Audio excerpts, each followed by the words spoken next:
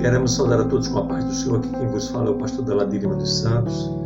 E nós estamos, mais uma vez, na tentativa de ajudar os nobres professores da Escola Dominical, trazendo alguns elementos para enriquecer a aula.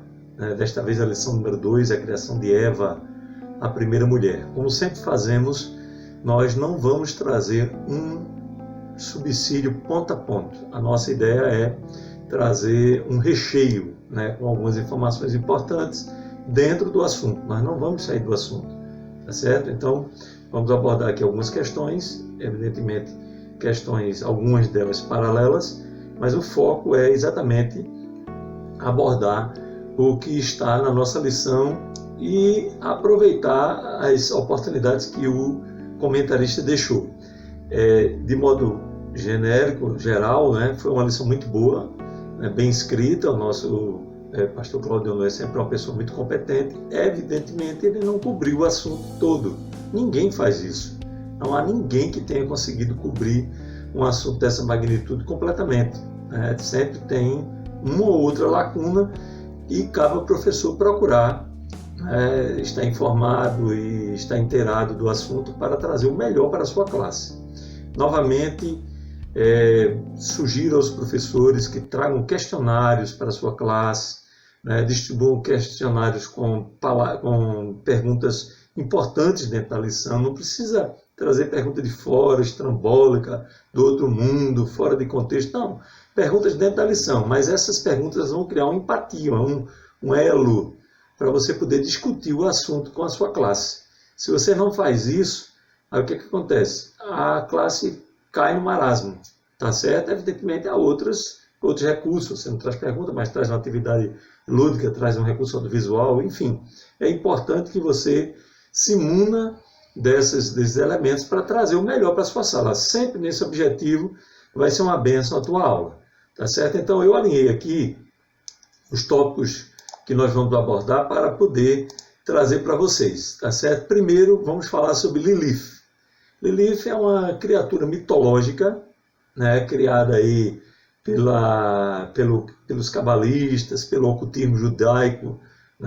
Infelizmente, a religião judaica ela é largamente influenciada pelo ocultismo, pelo esoterismo, por outras correntes de pensamentos dessa vertente.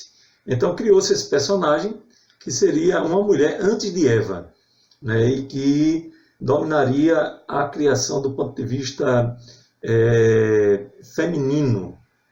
Isso é uma criação mitológica, não existe, nunca existiu esta mulher, tá certo, do ponto de vista bíblico, e nós queremos rechaçar aqui e enfatizar esse ponto, que pode ser que algum aluno seu traga, tá certo? Aí você vai contextualizar, é uma criação mitológica, tá certo? Assim como existem vários mitos da criação, entre tantos outros povos, e vocês podem pesquisar a respeito. É muito interessante o livro Os Outros da Bíblia, que traz alguns desses mitos.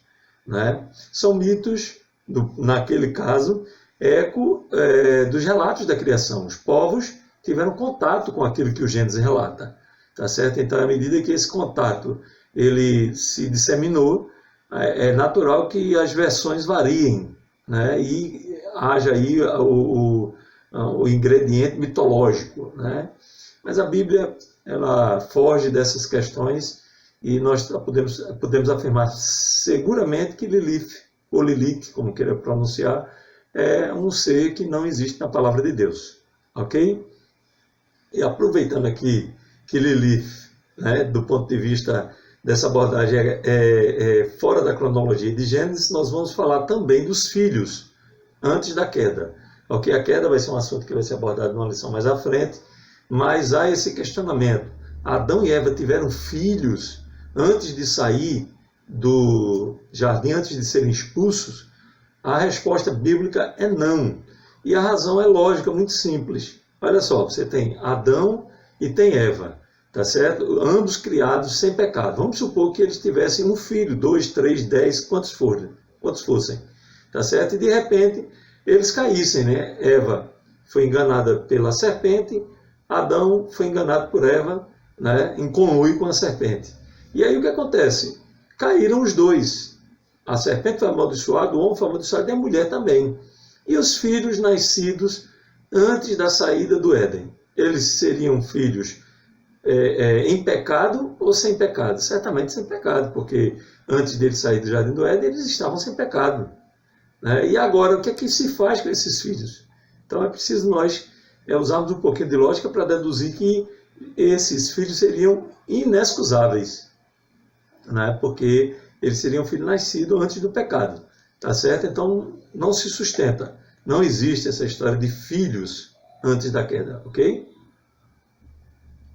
O terceiro tópico aqui, que foi largamente debatido aí nos sites, né, aqui no nosso EBD em Ação e outros locais aí de discussão, de acompanhamento das lições, é que o comentarista fala, dando a entender que Adão estava solitário, né, no jardim, quando Deus criou Eva. Então ele criou Eva para ser o entretenimento de Adão. Isso não é verdade, né? Talvez não foi essa a intenção do comentarista. Ok, eu faço essa ressalva. Eva estava nos planos de Deus, tá certo?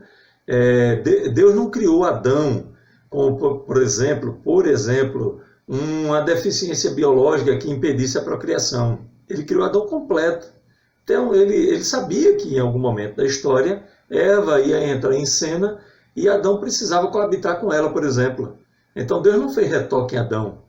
E como ele não fez retoque em Adão, ele criou Adão perfeito. Um homem como outro qualquer, com as suas funções biológicas, todas no seu devido lugar, e aquelas necessárias à procriação, plenamente funcionais.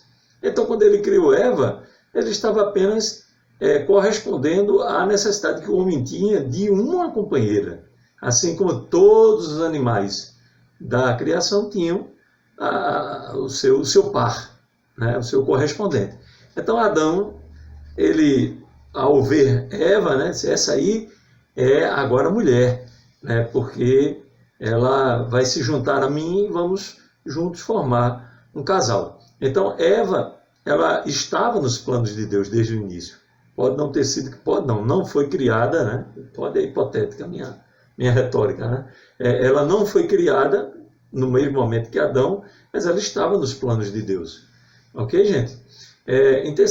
Em quarto lugar, nós precisamos prestar um pouquinho de atenção à criação de Eva. Note, um lugar comum que sempre se enfatiza nos casamentos, ela não foi tirada nem da cabeça, nem dos pés. No lar só existe um cabeça, chama-se o homem, Adão. Adão é o cabeça do lar, do qual Eva é a esposa. Mas Deus também não tirou dos pés, porque Eva, ela é submissa, não subalterna. Cuidado com essas palavras. Às vezes o homem, por um machismo não declarado, ele quer mandar, ele quer espezinhar a mulher, na verdade. Essa é a melhor palavra para ser utilizada. E isso não é bíblico, tá certo? A Bíblia diz que o homem é o cabeça, tá certo? Mas ao mesmo tempo diz que a mulher é a coroa do seu marido. E aí, como é que é a situação? Então, esses teólogos açougueiros, né? Numa outra vertente, eu falei dos teólogos açougueiros na lição passada, que dizem que Deus só quer o coração, e existem aqueles teólogos açougueiros para criar esse aparte de que o homem manda, isso e aquilo, mas o homem, né, está na palavra de Deus como cabeça e a mulher como coroa do seu marido, né? E nós entendemos que, pelo relato da criação, Eva foi tirada do meio, porque ela está numa posição intermediária para ser complementar ao homem.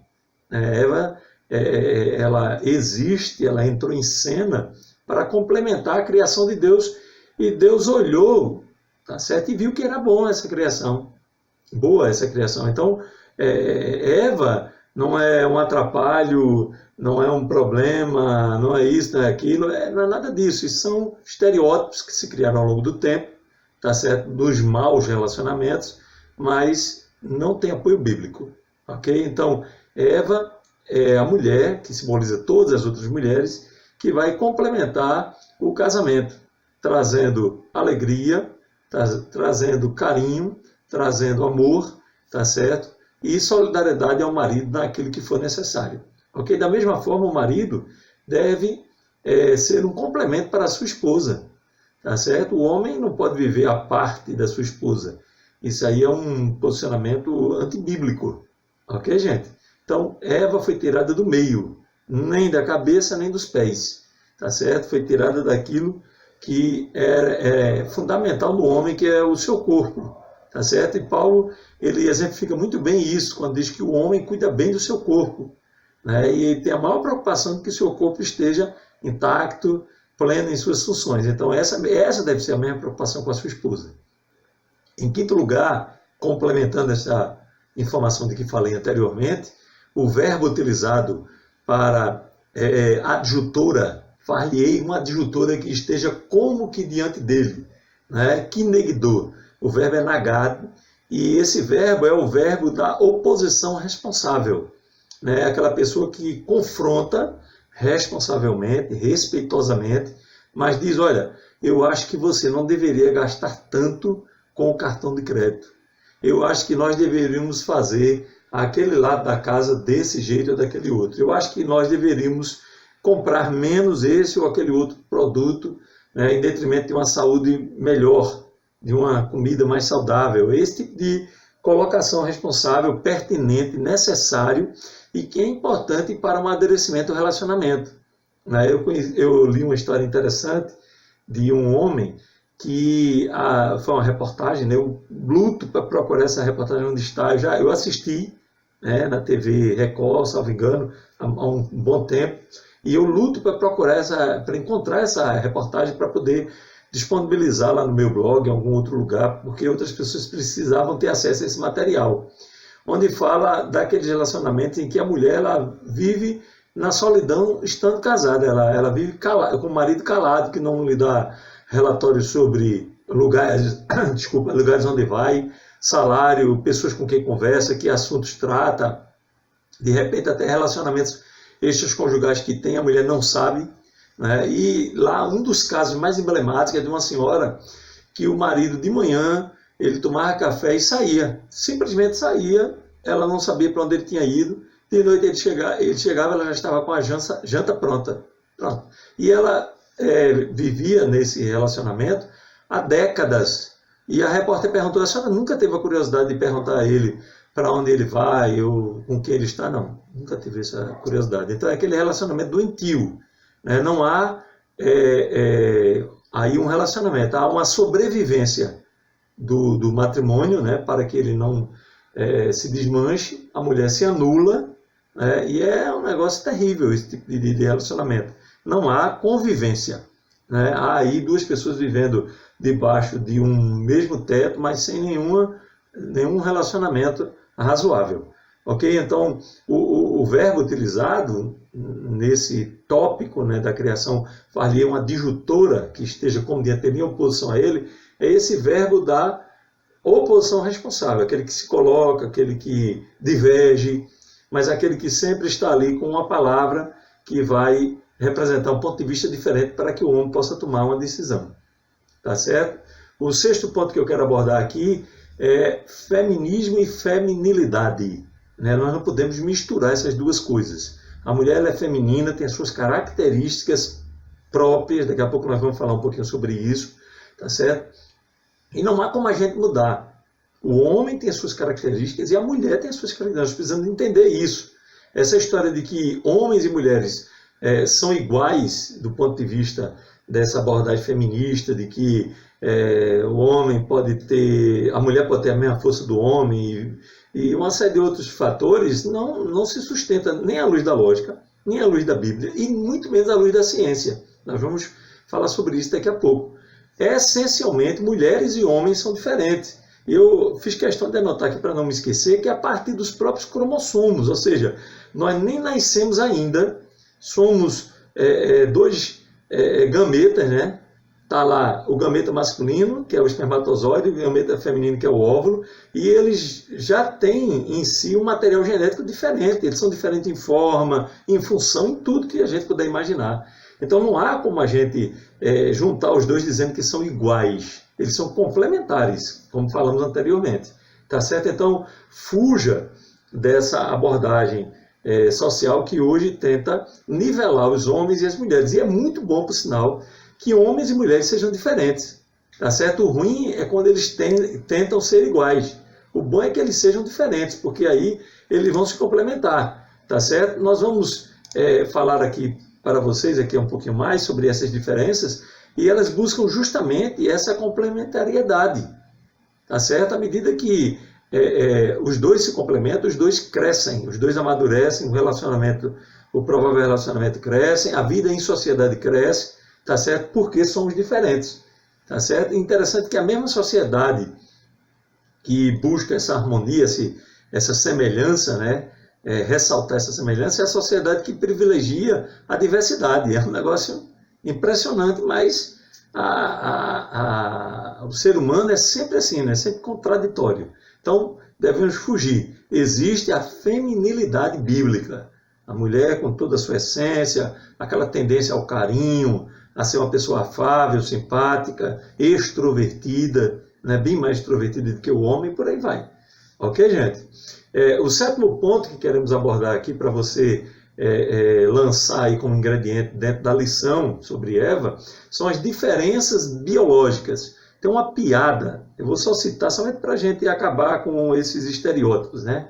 Que fala sobre a questão dos transexuais, né? Que em dado instante se descobrem com um problema na próstata, ou seja, eles não podem tirar a próstata ou dizer que não tem a próstata, coisa dessa natureza.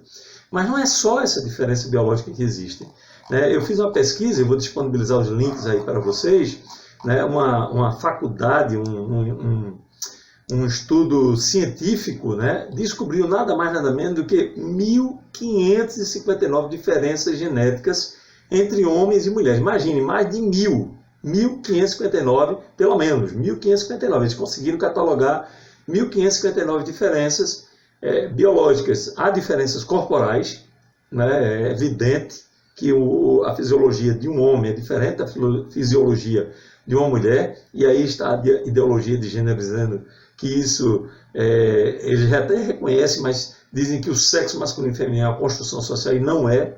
Né? Nós vamos passar links aqui para vocês de entrevistas com especialistas, né, do assunto que fazem questão de ressaltar essas diferenças biológicas.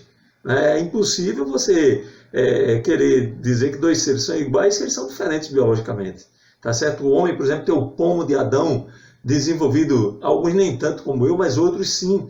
Há algumas mulheres com esse desenvolvimento também dessa saliência aqui na garganta, mas por um problema hormonal e não por uma questão natural, ou seja, naturalmente as mulheres não desenvolvem o pomo de Adão. É uma diferença biológica que está assim evidente. Aí nós temos a próstata, né? Nós temos diversos órgãos internos das mulheres que os homens não têm, né? Nós temos a compleição física, diversos estudos, nós vamos passar esses links para vocês, mostram que estatisticamente, por exemplo, em competições esportivas, os homens se sobressaem acima das mulheres. Jamais vai haver uma competição séria, né, oficial, com homens competindo com mulheres. Hoje já está aí, né, em algumas competições, já estão aí em algumas competições, se colocando transgêneros. Né? E aí o que acontece? As mulheres, elas simplesmente estão perdendo para esses transgêneros, porque eles são muito mais desenvolvidos, eles têm um físico masculino que começou a receber ministrações de hormônios femininos ao longo do tempo, mas de todo não anula o fato de ele ser um homem anteriormente. Então essa compleição física é típica dos homens. Como eu já falei aqui, os cromossomos XY de um sexo e do outro. Não tem jeito como a gente misturar. E quando se faz a edição genética, aí é que o negócio complica, porque de fato há essas diferenças. Né? Eu anotei aqui algumas coisas, não sou cientista, vocês sabem muito bem disso, a minha formação na área de administração, trabalho na área de TI, sou pastor e blogueiro, por misericórdia. Mas eu trouxe aqui essas informações e vou passar o link de material de especialistas, de cientistas, para que vocês possam repassar para os seus alunos e eles não consigam questionar. Não, mas isso aí foi pastor que inventou, não é nada disso, é um estudo científico. Por exemplo, comparados com os meninos, as meninas nascem com uma diferença na maturação cerebral de 4 semanas. Isso significa nada mais nada menos numa gestação comum de 40 semanas, de 10%. Entretanto, as meninas conseguem, né, lá na fase da puberdade e adolescência, se tornarem mais maduras mais rápido do que os meninos. Né? Se tornarem maduras mais rápido que os meninos. O cérebro masculino, ele tem entre 10 e 20 milhões de neurônios a mais do que o sexo feminino. Entretanto, a mulher, ela tem mais conexões nervosas mesmo, né? Que esse processo nos neurônios. Me perdoe aí a confusão aqui rapidamente. Então, o que acontece? Uma coisa está bem clara lá no cérebro masculino, outra muito bem clara no cérebro feminino. Tá certo? A mulher tem menos neurônio, mas tem mais conexões. Tá certo? Há um detalhe interessante aí, só falar de cérebro, é que as estruturas que conectam os dois hemisférios cerebrais, elas são maiores nas mulheres. Consequentemente, se uma mulher ela tiver um acidente vascular cerebral, ela tende a ter mais problema do que o homem no que diz respeito aos distúrbios de linguagem. Né? Mas ela, ao seu tempo também, se recupera melhor do que o homem. Veja que coisa. Então, são detalhes que a ciência se debruça em cima e não consegue explicar, porque são biológicos. Tá certo? O campo visual da mulher, por exemplo, é mais amplo na penumbra. E o homem, ele enxerga melhor sob luz intensa. Né? Dizem os especialistas que isso era um problema da evolução. Né? Nós não cremos nisso, mas vale a pena nós enfatizarmos para que nós possamos entender que essas diferenças, elas não são apenas comportamentais. Isso é que é importante frisar. Tá certo? A mulher, ela ficava muito mais dentro da caverna, então ela se habituou a ver no escuro. O homem saía muito mais ao ar livre para as suas caçadas e se habituou, né, nesse ambiente. Então, são coisas interessantes, detalhes que são importantes. Tá certo? Tem, olha, muitas diferenças. Eu gostaria de poder falar aqui para vocês, mas esse vídeo iria se alongar bastante. Então, nós optamos por trazer os links. E aí vocês mesmos poderão fazer as pesquisas, tá certo? Em oitavo lugar, nós queremos falar das diferenças comportamentais. Inteligência espacial. O homem, ele é capaz de um georreferenciamento melhor do que a mulher. Ele é capaz de ensinar, por exemplo, um caminho citando as ruas. Né? Ele consegue fazer esse mapeamento. As mulheres são mais propensas a indicar os lugares. Por exemplo, você vai passar no prédio cinza, você vai passar na estátua de fulano de tal, na praça de fulano. Quer dizer, o objeto, ele se sobrepõe à rua. O homem mais pela rua, dobra à direita, dobra à esquerda e tal. Então, essa diferença, ela é gritante entre meninos e meninas, tá certo? As meninas, elas se arriscam menos do que os homens. Mulheres sujeitas a tratamento hormonal para transexualidade, por exemplo, elas se tornam muito mais o instinto dela, né, de risco, se sobressai. Né? É uma característica tipicamente masculina, o risco. Né? O homem vai dirigindo e se houver uma brechinha estreitinha, ele mete o carro ali. A mulher não, ela espera um século. Né? E não é porque ela é inábil, ao contrário do estereótipo que se disseminou. É porque é da natureza dela não correr tanto risco quanto o homem. E por isso mesmo também morre muito mais homens do que mulheres, principalmente na idade jovem. Né? O Brasil é pródigo nessas estatísticas negativas, infelizmente. Tá certo? As meninas, elas falam antes e melhor do que os meninos. É um traço comportamental. O homem tende a ser mais calado, a mulher tende a ser mais falante. Isso não é regra, evidentemente, mas é uma tendência. Não é? Tem um especialista, que eu vou deixar o link aqui, que ele disse que você está numa festa e os meninos eles se desagrupam. Né? Cada um vai para a sua atividade, um quer descer, um quer ir para o pula-pula, outro quer ir para o videogame, outro quer isso, outro quer aquilo. As meninas tendem a estar juntas, conversando em grupo, seja lá o que for, ao redor de uma boneca, um assunto interessante, etc., mas elas estão juntas ali. Então é um comportamento gregário das mulheres, tá certo? Que é uma coisa que está intrínseca ao ser mulher, totalmente diferente do ser homem, tá certo?